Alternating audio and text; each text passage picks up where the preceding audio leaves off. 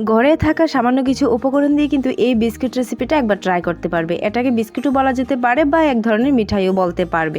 তো এটাকে কিন্তু বানিয়ে ঘরে প্রায় 1 মাসের মতো স্টোর করে রেখে খেতে পারবেন। দারুণ হয় এই রেসিপিটা, চায়ের সাথে হোক বা খালি খালি খেতে তো ভীষণ ভালো লাগে। অল্প সময়েই হয়ে যায়।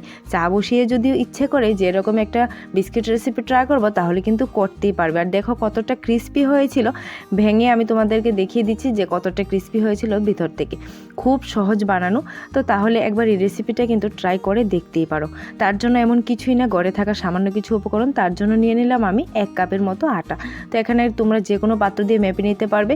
সেম কাপে নিয়ে নিলাম 1 কাপ ময়দা। এখানে কিন্তু আটাও নিতে পারবে, ময়দা ইচ্ছে হলে দেবে, না হলে না দেবে।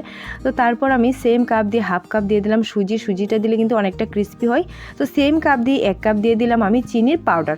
তো চিনিটাকে আমি একটু পাউডার করে দিয়েছি, তাহলে কিন্তু খুব সহজভাবে মিশে যাবে।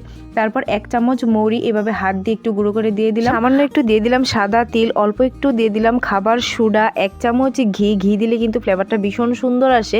4 টেবিল চামচের মতো সাদা তেল দিয়ে এটাকে ভালোভাবে ময়াম দিতে হবে।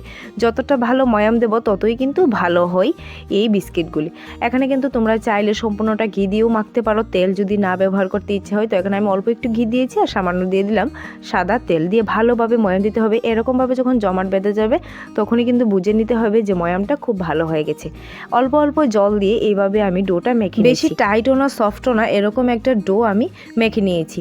তো এইভাবে মেখে নিয়ে এখানে আমি একটা হালকা ভেজা রুমাল দিয়ে ঢেকে রেখে দিলাম প্রায় 10 মিনিটের মতো রেস্টে। 10 মিনিট পরে এসে অল্প অল্প করে এভাবে ডো নিয়ে হাতের তালুর সাহায্যে ঘুরিয়ে ঘুরিয়ে বলস বানিয়ে নিলাম। তো কিছু বলস বানিয়ে নিয়ে কিন্তু আমি হাত দিয়ে এটা বানাবো, কোনো রকমের কিন্তু বেলার ঝামেলা থাকবে না।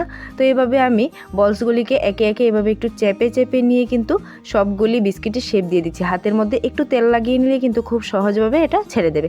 তো এইভাবে সবগুলি আমি বানিয়ে নিয়েছি, বেলার কোনো ঝামেলাই নেই।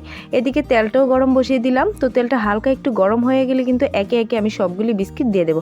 দিয়ে এটাকে মিডিয়াম টু লো হিটে ভালোভাবে কিন্তু ভাজতে হবে, তাহলেই কিন্তু ভেতর থেকে একদম পুরোপুরি হয়ে যাবে এই বিস্কিটগুলি। অনেকটাই কিন্তু খাস্তা হয় মিডিয়াম টু লো হিটে ভাজলে। তো এরকমভাবে আমি ভাজতে থাকবো। দেখো কালারটা কিন্তু আস্তে আস্তে চেঞ্জ হয়ে যাচ্ছে। তো এরকম কালারটা চেঞ্জ হয়ে গেলেই প্রায় মোটামুটি ব্রাউন কালার হয়ে গেলেই কিন্তু নামিয়ে নিতে হবে সবগুলি বিস্কিট। দেখো কতটা পারফেক্টলিভাবে কিন্তু বিস্কিটগুলি ভাজা হয়েছিল। দেখো দেখতে কতটা ভালো লাগছে, একদম কিন্তু একটু ফেটেও গিয়েছিল। তো অনেকটা ভালো হয়েছিল। তো সেমভাবে ভেজে আমি সবগুলি নামিয়ে নিলাম। দেখো কতটা সুন্দর হয়েছিল এই বিস্কিটগুলি। আর মিডিয়াম হিটে ভাজাতে কিন্তু কালারটাও সুন্দর এসেছিল আর একদম ক্রিস্পি হয়েছিল। একটা ভাঙলেই তোমরা বুঝতে পারবে যে এটা কতটা ক্রিস্পি হয়েছিল।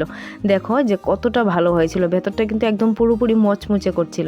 তাহলে কিন্তু একবার এরকম আটা বা সুজি দিয়ে এই রেসিপিটা একবার ট্রাই করতেই পারো। ভীষণ একটা ভালো রেসিপি, আর কোনো রকমের বেলার ঝামেলাও থাকে না। তাহলে কিন্তু চা বসিয়ে এই বিস্কিটের রেসিপিটা একবার ট্রাই করে দেখতে পারো যে কতটা ভালো হয় আর খেতে কতটা দুর্দান্ত হয় এই বিস্কিটটা। তাও কিন্তু অনেক দিন ঘরে স্টোর করে রাখাও যায়।